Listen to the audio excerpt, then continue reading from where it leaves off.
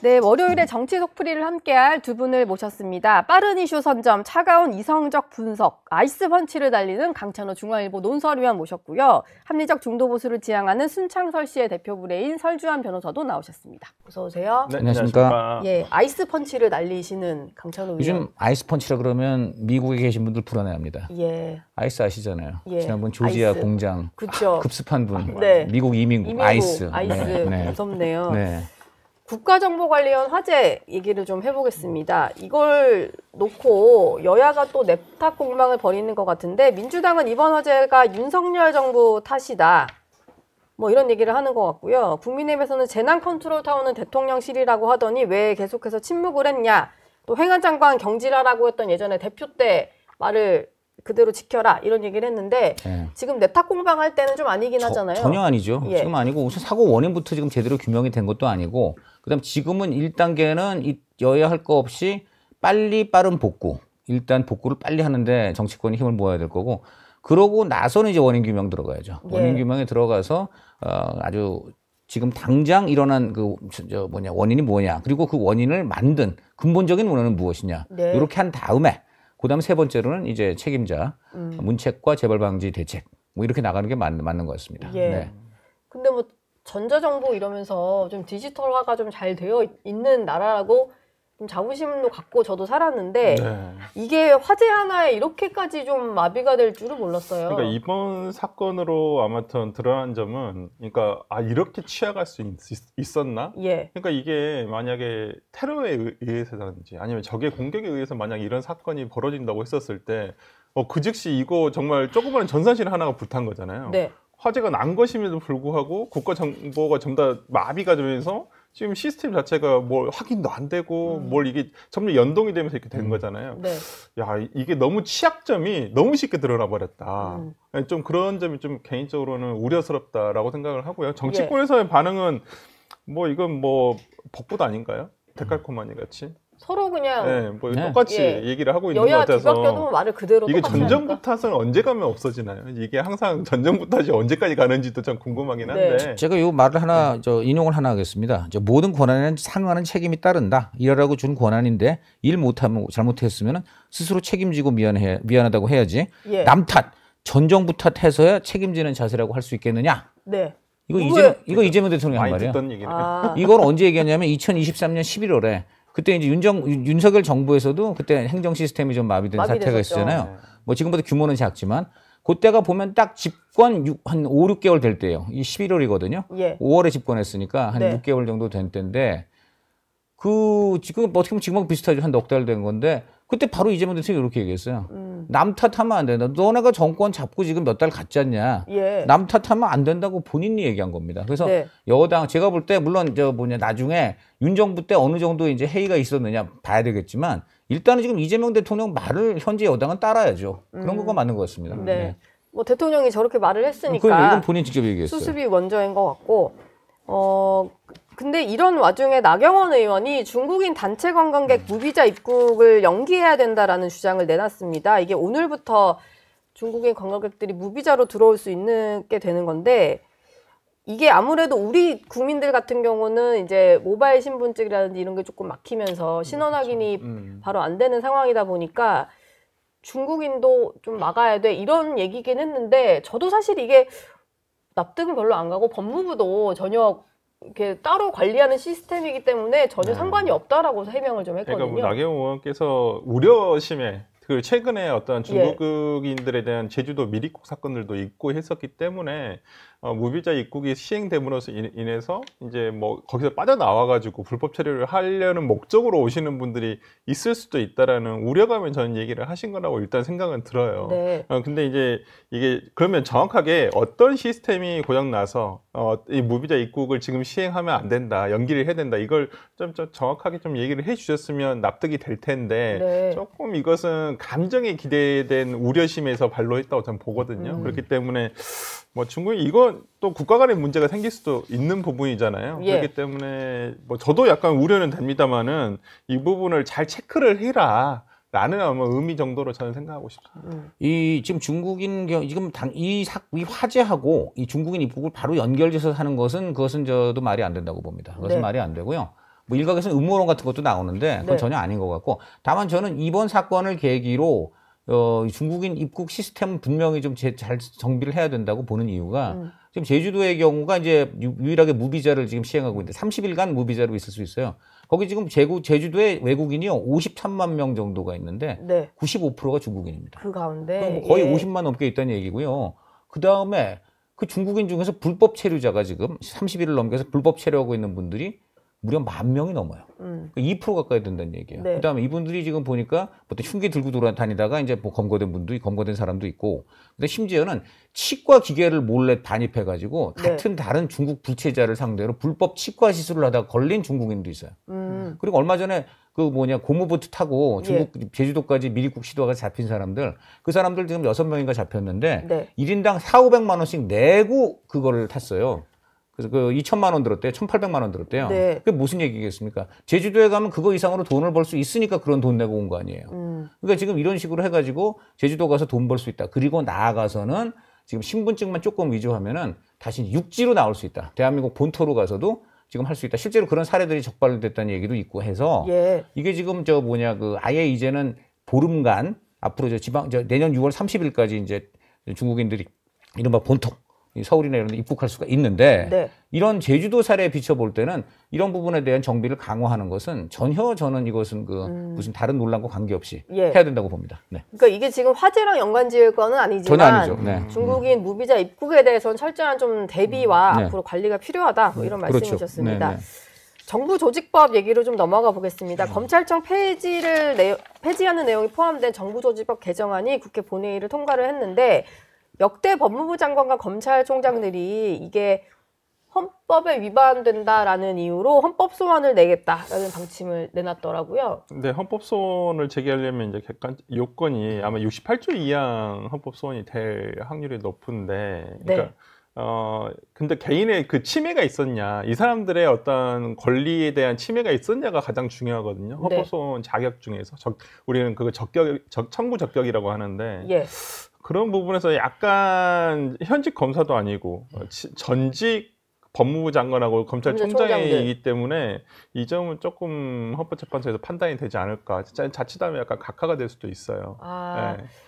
이게 그러니까 현직이 아니기 때문에 이 네, 사람들은 이런 청구를 할 요건이 안 된다라고 해서 요건이 안 될 수도 있어요. 그래서 이 부분은 이분들도 뭐 다들 뭐 법조 중에서 상당히 고위직이신데 네. 아마 조금 더 면밀하게 검토를 해서 그렇더라도 이 부분은 헌법 소원은 뭐 어떻게든 들어가지 않을까라는 생각은 좀 듭니다. 근데 글쎄요, 이제 검찰이라는 게 헌법 기구냐 아니냐, 지금 이것이 아마 여기서는 가장 다퉈질 것 같긴 한데, 네. 이제 그 부분은 헌법재판소 판단을 하리라고는 봅니다만은 공소권과 기소권을 예를 들어 수사권과 공소권을 분리한다. 이 자체는 위헌은 아니거든요. 뭐 당연히 분리할 수 있어요. 그건 입법적으로 해결이 가능한데 검찰청이란 걸 아예 없애버린다고 했었을 때 우리가 소위 말하는 예를 들어 검찰총장이라는 국무회의 심의사항에 어긋나는 거 아니냐라는 어떤 헌법 해설서가 있거든요. 헌법 해설서에도 검찰총장은 검찰청이라는 법무부 외청의 장이라고 하는 헌법기구라고 어떤 헌법 해설서에는 돼 있기 때문에 이 부분을 어떻게 헌법적으로 판단을 할 것이냐의 문제는 좀 남아 있을 것 같긴 합니다. 이건 어떤 의미에서는 저는 큰 의미에서는 좀 정치적인, 그러니까 이제 검찰의 어른들이 이거 정말 이래서는 안 된다 이런 측면으로 좀 그리고 이제 어떻게 보면은 일선 검사들도 이거에 대해서 좀 목소리를 내라, 약간 뭐 요런 어떤 정치적인 좀 메시지가 강한 것 같고요. 그리고 이제 지금 헌법학계에서 보더라도 제가 얼마 전에 이제 고대 차진아 헌법학 교수 인터뷰를 했는데 명쾌하더라고요. 그분 얘기는 검찰총장은 헌법에 규정되어 있기 때문에 헌법상 기관인데 이거를 법률로 없앤다는 거는 이거는 위헌이다 이겁니다. 왜냐하면 그런 식으로 따지면 국회의장, 부의장 이런 직함들도요 헌법에 다 있어요. 그런데 거기도 이제 민주당 주장은 검찰총장 딱 한 번 그렇게 규정만 돼 있지 뭐 그걸 가지고는 헌법상 기관이라기보다 그냥 중앙정부 행정관서다 그러는 거예요. 근데 그런 논리로 하면은 다른 것도 다 그렇다는 거예요. 예를 들어 국회의장, 부의장도 한 번씩밖에 안 나와요. 그러면 그런 논리를 해가지고 다 없앨 수 있겠느냐? 그러니까 이런 것은 헌법상 기관으로서 분명히 헌법적인 그런 위상으로서 봐야지. 그래서 법률로 마구잡이로 없앤다. 예를 들어 경찰청장이라든가 다른 거는 할 수 있다. 근데 이건 분명히 헌법에 규정이 돼 있기 때문에 그렇게 어렵다. 이제 이런 얘기가 있습니다. 네. 지금 민주당에서는 이제 공개적으로 반대 의사를 냈던 검사들이라든지 그리고 지금 특검 파견된 검사들도 검찰 개혁 어떤 이런 분위기를 봐서 좀 이제 수사보다는 이제 그냥 조직으로 돌아가겠다 이런 분위기도 좀 있다 보니까 그것을 향한 경고 메시지를 좀 냈더라고요. 참 굉장히 부적절하다고 봐요. 특검 네. 파견 검사들을 향해서 정위치 사수하라 이런 건 아니 부적절하다. 그러니까 본인들이 임명권자도 아니고 예. 그 공무원에 대해서 그게 뭐 하는 거예요? 그 사람들 다 공무원들이잖아요. 공직자들이잖아요. 예. 정치 중립성을 띠고 있는. 그래서 본인들이 봤을 때는 이 어찌 보면 당연한 거 아닌가요? 내가 돌아갈 곳이 없어졌잖아요. 돌아가도 내가 뭐 수사할 곳도 없고. 그래서 지금 더 이상 여기서 예를 들어서 그 이 검찰청 자기가의 뭐 친정이라고 할 수 있는 곳은 수사권과 공소권을 분리해가지고 아예 이름도 바꿔버리겠다고 하는데 네. 자기가 여기 특검에 남아서 계속 수사와 기소를 계속 담당한다? 그건 조금 어폐가 있는 거 아닌가요? 자기도 검사인데. 예. 그렇다고 한다면 이분들이 저는 그런 의견 표명할 수 있는 것은 뭐 충분히 할 수 있다고 봅니다. 근데 네. 거기에 대해서 민주당이 한마디로 그거잖아요. 까라면 까지 왜 니들이 잔말이 많아. 약간 이런 얘기죠. 이런 잔말 투잖아요. 말고 그냥 해라 이런 하라면 할 거니까. 것이지 니들이 그런 군소리를 왜 하느냐. 약간 이런 식이잖아요. 네. 아니 좀 저는 그 뉴스를 보고 이건 군사독재 시절에나 있었던 일이 아니었나? 감히 어떤 정부 그것도 정당에서 네. 집권 여당에서 공무원에 대해서 그런 움직임에 대해서 경고할 수는 있겠죠. 하지 말아라 달라 재고해 달라 이 정도는 할 수 있겠지만 징계를 하겠다. 예. 그 징계 사유가 되는지도 잘 모르겠어요. 저는 그런 부분에 있어서 네. 좀 과합니다. 지금 민주당이 하고 있는 메시지는. 특검이 객관적으로 크게 지금 성과를 낸 게 별로 없어요. 예를 들어 뭐 한학자 총재 구속이라든가 몇 가지가 있지만 네. 지금 큰 틀에서 보면 최상병 특검 한 게 뭐가 있나요? 그리고 오히려 지금 뭐 미군 기지 그런 걸로 해가지고 지금 논란이나 불러일으켰지. 네. 그래갖고 지금 제가 볼 때 그냥 일반적인 검사라면 내가 과연 지금 이 조직에서 검사라면 다 자기 욕심이 있잖아요. 일하고 싶잖아요. 제대로 성과도 내고 싶고. 네. 별로 제가 볼 때는 비전이 안 보여요. 여기서 내가 그래도 일단 내가 특검이 됐으면 내 뭐 딴 어떤 나의 어떤 성향과 관계없이 내가 여기서 열심히 수사해서 성과 내고 싶은데 별로 그 비전이 안 보이는 것 같으니까 그 당장 그러니까 내가 그걸 일터 옮기고 싶은 것이고 예. 둘째는 검사들이 지금 이 민주당이야말로 지금 이 검사들한테 고마워해야 된다고 보는 게 저는 특검이 지금 민주당이 그렇게 비난하는 검찰의 모든 요소를 갖고 있어요. 수사와 기소가 분리되어 있습니까? 수사와 기소 다 하는 집단이에요. 그다음에 국민의 알 권리 미명으로 맨날 슬쩍 흘려가지고 막 혐의 부풀려가지고 여론 기소하려고 그동안 쭉 하고 이런 거 그냥 여기는 법으로 해놨어요. 그러니까 네. 지금 보면요. 검찰이 하지 말아야 된다고 민주당이 하던 것들을 모두 특검이 하게 민주당이 만들어줬어요. 그러니까 검사들은 아니 우리 보고 그런 거 하지 말라는데 왜 이 조직에서 우리가 그거 해야 되지? 그러니까 우리 민주당의 명예 충실해가지고 수사와 기소를 다 하는 이런 무소불위의 집단이 아니고 딱 양심적으로 기소만 하는 그런 집단으로 돌아갈래. 저는 그게 오히려 민주당의 어떤 지금 이념에 딱 부응하는 행동이라고 봅니다. 예. 그러니까요. 특검은 또 둘 다 가능하게 되는 뭐 그런 상황이어서. 그렇죠. 네. 그러니까 지금 좀 보면 아까 저 장찬원 해설위원님의 전 논설위원님의 말씀에 조금 동의하는 부분은 최상병 특검 같은 경우 자세히 기사를 보면요. 네. 다들 그때 그냥 대통령이 언성을 높이셨다. 경로가 진실로 드러나는 거 정도가 성과인가요, 그럼? 그 이후에 그게 법적으로 어떻게 규율할 수 있냐 이 말이에요. 그걸 범죄로 예. 경로했다, 화냈다. 이게 그다음 어떤 범죄가 그게 직권남용이라고 지금 얘기를 하는 것인지는 모르겠는데 예.